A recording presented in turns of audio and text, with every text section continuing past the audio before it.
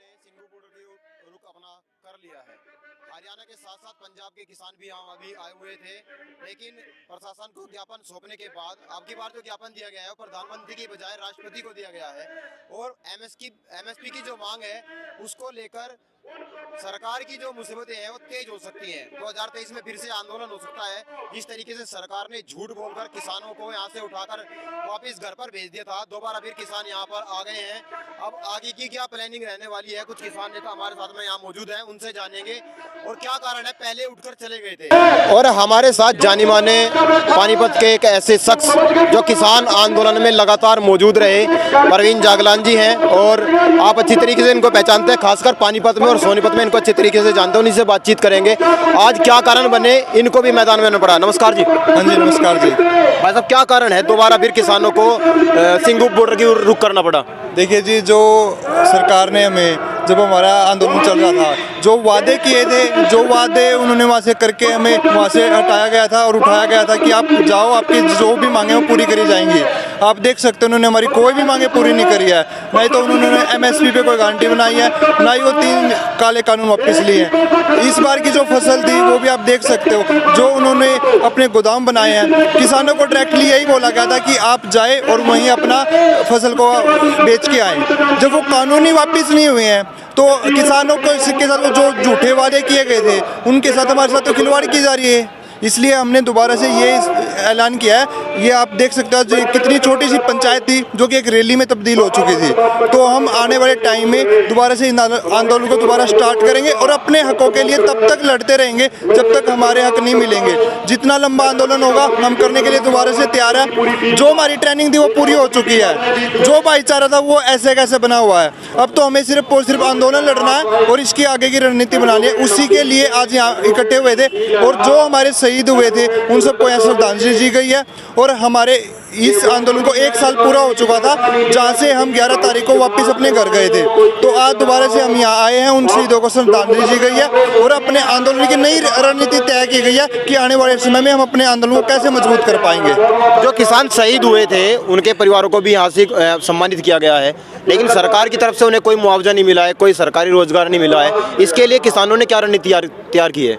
देखिए, जो हमारे किसान भाई शहीद हुए थे, सरकार ने उनमें से कुछ लोगों को मुआवजे की ऐलान किया था कि मिल जाएगा।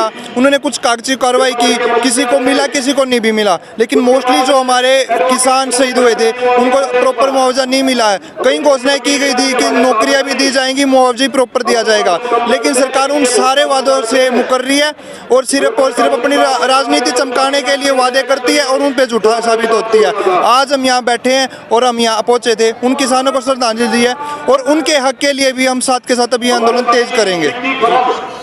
एक मैं देख रहा हूँ जब से किसान यहाँ मौजूद हैं तब से बिल्कुल अंत में, जहाँ भी मैंने देखा है, अंत में आते हैं प्रशासन के व्यक्ति, ज्ञापन लेते हैं, चले जाते हैं, लेकिन किसानों की जो समस्या है उनकी तरफ ध्यान नहीं दिया जाता। आज भी राष्ट्रपति के नाम ज्ञापन दिया गया है, क्या इसके कोई प्रभाव पड़ेंगे? क्या सरकार जागेगी या फिर ऐसे ही नींद में सोती रहेगी? देखिए, जब देश में आज़ादी का आंदोलन चला हुआ था तो भगत सिंह ने एक बात कही थी कि बहरों को सुनाना है तो आवाज़ ऊंची रखो। तो उन्होंने एक बम फोड़ के असेंबली में ये दिखाया था कि भाई कान खोलने के लिए कभी कभी बम की भी जरूरत पड़ जाती है। अब परिस्थितियाँ बदल चुकी हैं, हम सरकार को लोकतांत्रिक तरीके से ज्ञापन दे रहे हैं और अगर अब भी हमारी सुनवाई नहीं होगी तो हम आंदोलन के लिए पूरी तरह तैयार हैं। सरकार या तो सीधी बात कर ले, सीधे रास्ते पे चल पड़े, अगर नहीं होगा तो हमें चलाना आता है। लोकतंत्र में हमारे पास वोट का भी अधिकार है और लोकतंत्र में हमारे पास चोट का भी अधिकार है। हम वोट से भी चोट करेंगे और साथ में जो जिंदा कौमें होती है ना, वो 5 साल इंतजार नहीं करती कि कोई सरकार का गलत फैसला आएगा तो हम 5 साल बाद सरकार बदलेंगे। हम आज भी तैयार बैठे हैं सड़कों पर बैठने के लिए, आंदोलन करने के लिए, देश की राजधानी में पहुंचने के लिए। हमें रत्ती भर भी समय नहीं लगेगा। हम अपने ट्रैक्टर ट्रॉलियों में बैठ के सब पूरी तैयारी के साथ दिल्ली पहुंचने के लिए तैयार है। सरकार के पास हमने अपनी मांगे भेज दी हैं, गौर करिएगा तो ठीक है, अगर नहीं करिएगा तो हमारे पास हमारा समाधान है। आंदोलन ही हमारा समाधान है और अब की बार हम आंदोलन के लिए नहीं, अब की बार हम एक क्रांति के लिए लड़ेंगे।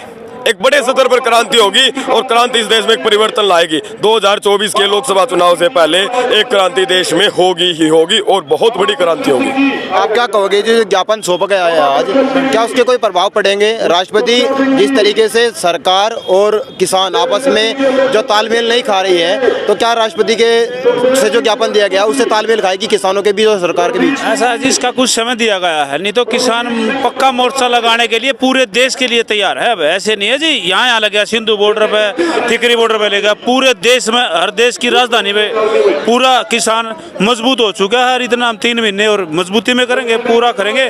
और वो टैनी साहब क्या कर रहे थे, मेरा लड़का उसमें पाया तो मैं इस्तीफा दे दूंगा, उसका FIR दर्ज करवा दी तो सरकार ने, अभी भी इस्तीफा दे रहा है। और हमारे ना जो वहाँ किसान है बेकसूर अंदर हैं, अगर वो बाहर नहीं निकाले तो बहुत बड़ा टैनी के खिलाफ भी लखीमपुर खीरी में जाके करेंगे, बड़ा आंदोलन करेंगे वहाँ भी, लखनऊ में। एक युवा साथी और भी है, उनसे पूछ लेते हैं। भाई साहब, आप क्या कहोगे जो आंदोलन चला हुआ था, इसमें हरियाणा और पंजाब के किसान आए, उत्तर प्रदेश से मुझे 1-2 व्यक्ति नजर आया, तो क्या इसके उत्तर प्रदेश वाले अलग मान्य थे या हरियाणा पंजाब ही मिलकर लड़ाई लड़ेंगे? इस बार खाली हरियाणा पंजाब नहीं, पूरे देश के किसान जागरूक हो चुके हैं और इस बार जो भी लड़ाई होगी, जो भी क्रांति होगी, उसमें पूरा देश ही भाग लेगा। और इस बार जो हमने यहाँ पे मांगे रखी हैं, अगर ये नहीं पूरी की जाती हैं तो इस बार पिछले आंदोलन से बड़ा आंदोलन किया जाएगा, जिसमें पूरे देश के किसान बढ़ चढ़ के भाग लेंगे और इसको पूरे बड़े लेवल पे लेके जाएंगे। बहुत बहुत धन्यवाद। अभी हम सिंघू बॉर्डर पर हैं और जिस तरीके से किसानों ने अपनी मांगों को मनवाने के लिए पहले सरकारों को झुकाया था, दोबारा फिर वही कोशिश किसानों के द्वारा यहाँ पर की जा रही है।